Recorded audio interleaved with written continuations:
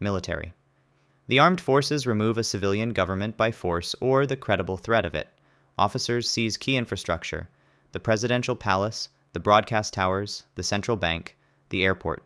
The civilian government either flees, surrenders, or is arrested. Chile in 1973, Egypt in 2013, Myanmar in 2021. It is the most common form of coup in the 20th century and remains the dominant method in sub-Saharan Africa. The military's justification is almost always the same. The civilian government was corrupt, incompetent, or a threat to national security. Whether that is true is irrelevant to whether the seizure succeeds. Palace. Insiders within the existing power structure remove the leader without fundamentally changing the system.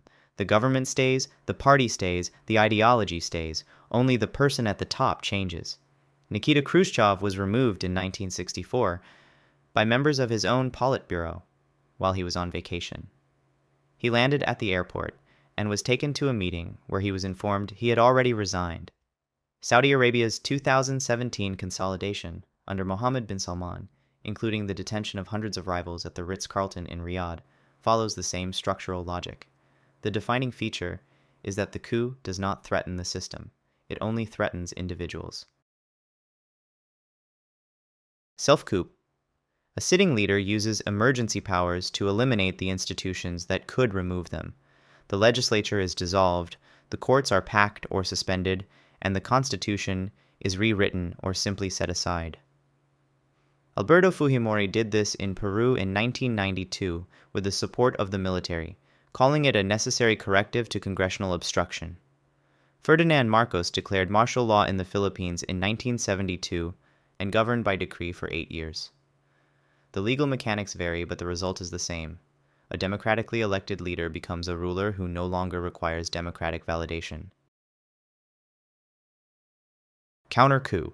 A coup launched specifically to reverse an existing seizure of power. The target is not a civilian government, but a government that itself came to power through a coup or revolution. The August 1991 Soviet hardliner coup against Mikhail Gorbachev was an attempt to reverse the liberalizations of the 1980s. It failed within 3 days when military units refused to follow orders, and Boris Yeltsin climbed onto a tank outside the Russian parliament. Venezuela in 2002 saw a counter-dynamic. A coup against Hugo Chavez lasted 47 hours before loyalist military units reversed it and restored him to power. Foreign-backed. An external government or intelligence service organizes, funds, or provides critical support to the forces executing the overthrow. The 1953 CIA and MI6 operation in Iran, codenamed Ajax, removed Prime Minister Mohammad Mossadegh after he nationalized the oil industry. The 1954 CIA operation in Guatemala removed Jacobo Arbenz after he threatened United Fruit Company land holdings. Both operations were later declassified and acknowledged. Foreign backing provides logistical support, funds for buying off military officers, and a post-coup political framework that benefits the sponsoring power. The host country's sovereignty is the cost. Popular. Mass street protests create the conditions under which the military withdraws its support from the government, which then collapses. The military does not seize power.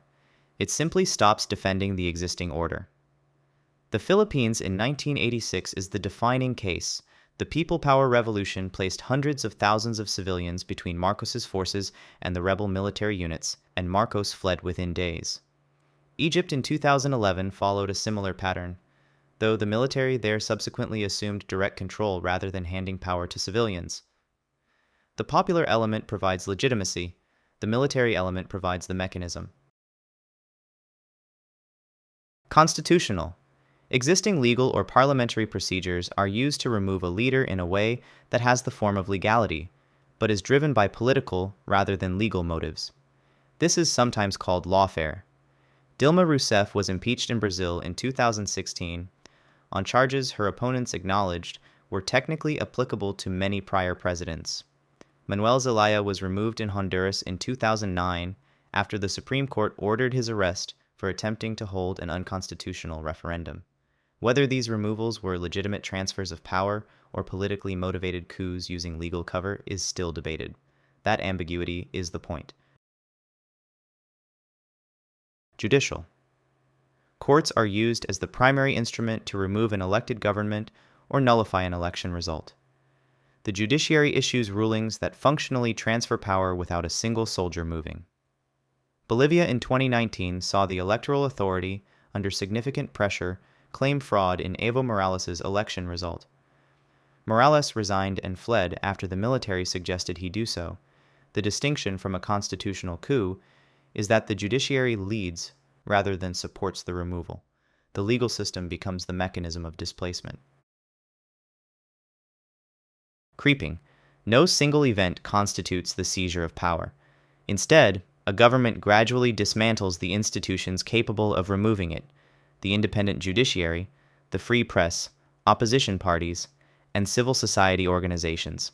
Hungary under Viktor Orban, from 2010 onward, is the most documented example in a Western context.